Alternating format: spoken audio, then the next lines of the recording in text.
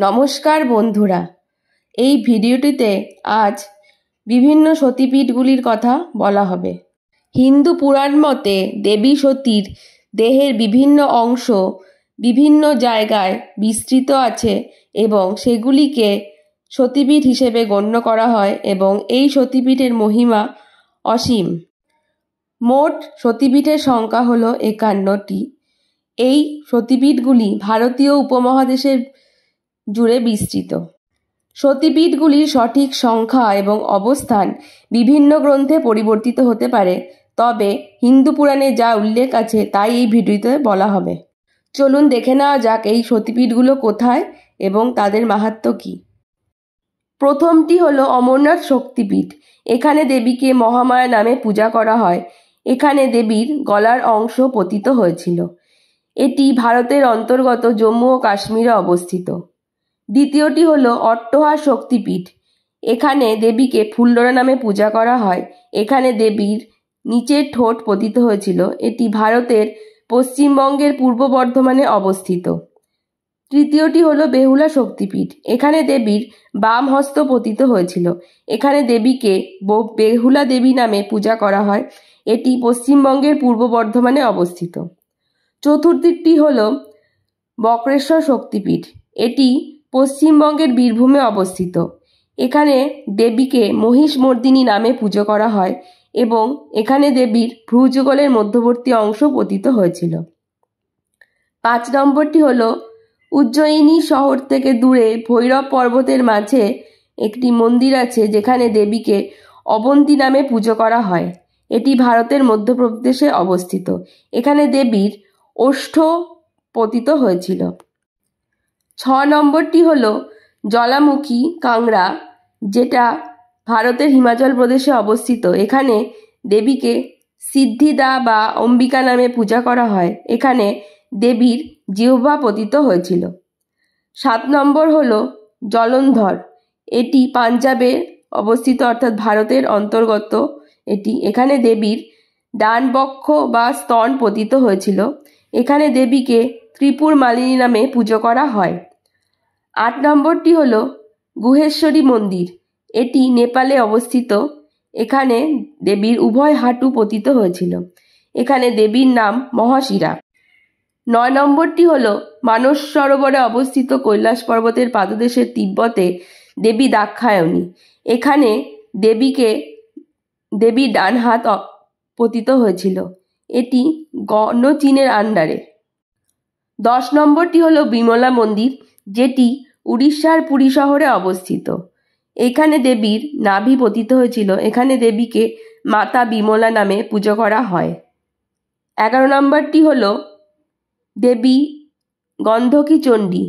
এটি নেপালে অবস্থিত। এখানে দেবীর ডান গণ্ড বা ডান গাল পতিত হয়েছিল। 12 নম্বর সতীপীঠটি পাকিস্তানের করাচিতে অবস্থিত। এখানে দেবীর মহিষমর্দিনী রূপ হিসেবে পুজো করা হয়। এখানে দেবীর চক্ষু পতিত হয়েছিল। 13 নম্বরটি হলো মঙ্গলচণ্ডী মন্দির।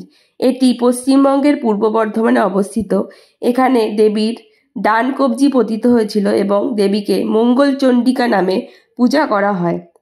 14 নম্বরটি হলো ত্রিপুরেশ্বরী মন্দির, যেটি ত্রিপুরার উদয়পুরে অবস্থিত, অর্থাৎ এটি ভারতের অন্তর্গত। এখানে দেবীর ডান পা পতিত হয়েছিল। দেবীর নাম ত্রিপুরা সুন্দরী। 15 নম্বরটি হলো চন্দ্রনাথ মন্দির। এটি বাংলাদেশের চট্টগ্রামে অবস্থিত। এখানে দেবীর ডান হাত পতিত হয়েছিল এবং দেবীর নাম ভবানী। 16 নম্বরটি হলো জম্পেশ মন্দিরের নিকট ভ্রামরী দেবী মন্দির, যেটি পশ্চিমবঙ্গের জলপাইগুড়ি জেলায় অবস্থিত। এখানে দেবীর ডান পা পতিত হয়েছিল। দেবীকে ভ্রামরী নামে ডেকে পুজো করা হয়। 17 নম্বরটি হলো কামাখ্যা মন্দির, অর্থাৎ এটি ভারতের আসামের কামগিরি পর্বতের কাছে গৌহাটির কাছে অবস্থিত। এখানে দেবীর যোনির অংশ পতিত হয়েছিল। এখানে দেবীর নাম মা কামাখ্যা। 18 নম্বরটি হলো যোগ্যতা এবং এটি পশ্চিমবঙ্গের পূর্ব বর্ধমানে অবস্থিত। এখানে দেবীকে যোগ্যতা নামেই পুজো করা হয়। এখানে দেবীর যোগ্যতার ওখানে ডান পায়ের বৃদ্ধাঙ্গুল পতিত হয়েছিল। 19 নম্বরটি হলো কালীঘাট মন্দির, যেটি পশ্চিমবঙ্গের কলকাতায় অবস্থিত। এখানে ডান পায়ের আঙুল পতিত হয়েছিল। এখানে দেবীকে কালিকা নামে পূজা করা হয়। 20 নম্বরটি হলো আলপি দেবী মন্দির, যেটি উত্তরপ্রদেশে অবস্থিত। এখানে দেবীর ডান হাতের আঙুল পতিত হয়েছিল। দেবীকে ললিতা নামেও ডাকা হয়। এটি ভারতের অন্তর্গত। 21 নম্বরটি হলো বাংলাদেশের সিলেটের অন্তর্গত জয়ন্তী দেবী। এখানে দেবীর বাম জঙ্ঘা পতিত হয়েছিল। এই জয়ন্তী সতীপীঠে যে মন্দিরটি আছে তার নাম শ্রী নাট্তিয়াং দুর্গা মন্দির। 22 নম্বরটি হলো কিরিটেশ্বরী মন্দির, যেটি পশ্চিমবঙ্গের মুর্শিদাবাদ জেলায় অবস্থিত। এখানে দেবীর মুকুট পতিত হয়েছিল। দেবীকে বিমলা নামে ডাকা হয়। 23 নম্বরটি হলো উত্তরপ্রদেশের বারাণসীর তীরে মণিকর্ণিকা ঘাটে দেবী মণিকর্ণী বা বিশালাক্ষী। এখানে দেবীর কানের দুল পতিত হয়েছিল। 24 নম্বরটি হলো ভারতের তামিলনাড়ুতে অবস্থিত দেবী সর্বাণীর মন্দির। এখানে দেবীর পিঠের অংশ পতিত হয়েছিল। এখানে মন্দিরটি শ্রী কন্যাকুমারী ভগবতী আম্মান মন্দির নামে পরিচিত। 25 নম্বরটি হলো বর্তমান কুরুক্ষেত্র বা প্রাচীন থানেশ্বর শ্রী দেবীকূপ ভদ্রকালী মন্দির, যেটি ভারতের হরিয়ানাতে অবস্থিত। এখানে দেবীর গোড়ালির হাড় বা গুম্ফ পতিত হয়েছিল। দেবীকে সাবিত্রী নামে পুজো করা হয়। 26 নম্বরটি হলো ভারতের অন্তর্গত রাজস্থানে অবস্থিত গায়ত্রী মন্দির। এটি গায়ত্রী পর্বতের নিকট অবস্থিত। এখানে 2 হাতের বালা পতিত হয়েছিল। 27 নম্বরটি হলো শ্রীশৈল অর্থাৎ বাংলাদেশে অবস্থিত মহালক্ষ্মী দেবীর মন্দির। এখানে দেবীর গলা পতিত হয়েছিল। 28 নম্বরটি হলো কঙ্কালীতলা মন্দির। এটি পশ্চিমবঙ্গের বীরভূমে অবস্থিত। এখানে দেবীর অস্থি বা হাড় পতিত হয়েছিল। দেবীকে দেবগর্ভা নামে পূজা করা হয়। 29 নম্বরটি হলো ভারতের মধ্যপ্রদেশে অবস্থিত কালী মন্দির, যেখানে দেবীর বাম নিতম্ব পতিত হয়েছিল। এটি অমরকণ্টকে অবস্থিত।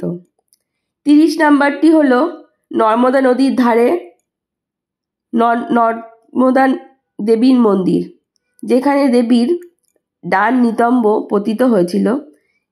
এটি মধ্যপ্রদেশে অবস্থিত। 31 নম্বরটি হলো উত্তরপ্রদেশের শিবানী মন্দির, যেখানে দেবীর বাম স্তন পতিত হয়েছিল। 32 নম্বরটি হলো উত্তরপ্রদেশের বৃন্দাবন শক্তিপীঠ। এখানে দেবীর কেশগুচ্ছ এবং চূড়ামণি পতিত হয়েছিল। দেবীকে উমা নামে পূজা করা হয়। 33 নম্বরটি হলো ভারতের তামিলনাড়ুতে অবস্থিত নারায়ণী মন্দির। এখানে দেবীর উপরে দাঁতসমূহ পতিত হয়েছিল।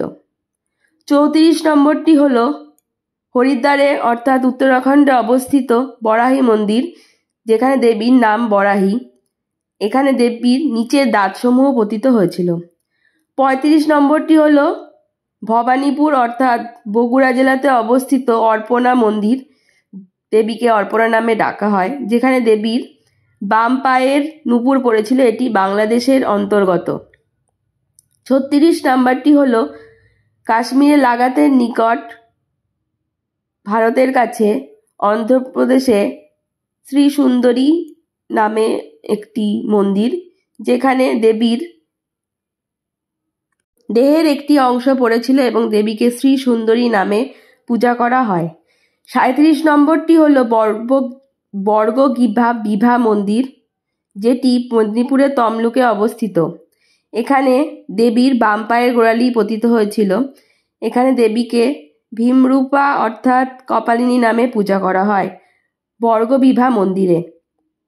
38 নম্বরটি হলো পাকস্থলী পতিত স্থান, যেটি ভারতের গুজরাটে অবস্থিত। এখানে দেবীর পাকস্থলী পতিত হয়েছিল এবং দেবীকে চন্দ্রভাগা নামে পূজা করা হয়। 39 নাম্বারটি হলো বৈদ্যনাথ ধাম, যেখানে দেবীকে জয় দুর্গা নামে পূজা করা হয়। এখানে দেবীর হৃৎপিণ্ড বা হৃদয় পতিত হয়েছিল। এটি ভারতের ঝাড়খণ্ডে অবস্থিত। 40 নম্বরটি হলো রত্নাবলী শক্তিপীঠ। এটি পশ্চিমবঙ্গের হুগলি জেলায় অবস্থিত। এখানে ডান স্কন্ধ পতিত হয়েছিল এবং দেবীকে কুমারী নামে পুজো করা হয়। 44 নম্বরটি হলো ভারত নেপাল সীমান্তে অবস্থিত উমা দেবীর মন্দির। এখানে দেবীর বাম স্কন্ধ পতিত হয়েছিল। 45 নম্বরটি হলো নলহাটেশ্বরী মন্দির, যেটি পশ্চিমবঙ্গের বীরভূমে অবস্থিত।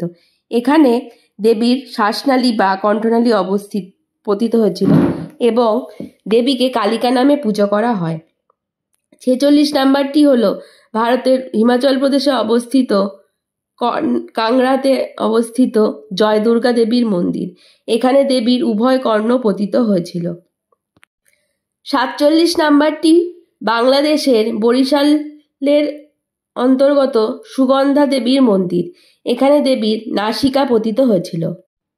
48 নম্বরটি হলো যশোরেশ্বরী মন্দির। এটি বাংলাদেশের খুলনা জেলায় অবস্থিত। দেবীর ডান হাতের তালু পতিত হয়েছিল। দেবীকে যশোরেশ্বরী নামে পূজা করা হয়। 49 নম্বর সতীপীঠটি শ্রীলঙ্কাতে অবস্থিত। এখানে দেবীকে ইন্দ্রাক্ষী নামে পূজা করা হয়। এখানে দেবীর ডান পায়ের নুপুর পতিত হয়েছিল।